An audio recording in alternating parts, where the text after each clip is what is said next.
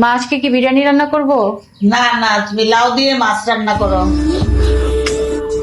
ভিডিওটা ভালো লাগলে লাইক কমেন্ট করুন এই শোনো না, মা বলছে লাউ দিয়ে মাছ রান্না আর করতে, চ্যানেলটা সাথে বিরিয়ানি সাবস্ক্রাইব রান্না করুন। করি। না না, আমাদের বাসায় কেউ বিরিয়ানি পছন্দ করে না, তুমি বরং লাউ দিয়ে মাছ রান্না করো। আচ্ছা ঠিক আছে।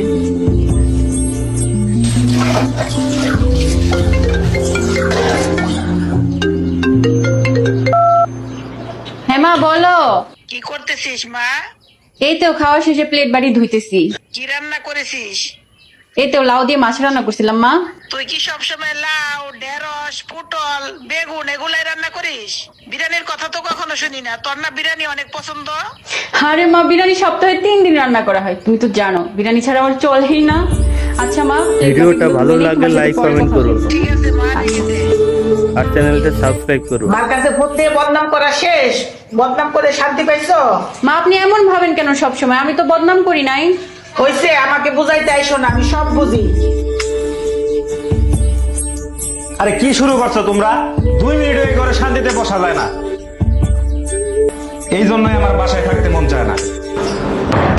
নে আরো চিল্লি কর, শান্তিতে বসতেও দিলি না তো ছেলেটাকে, বের করে দিলি তো ঘর থেকে।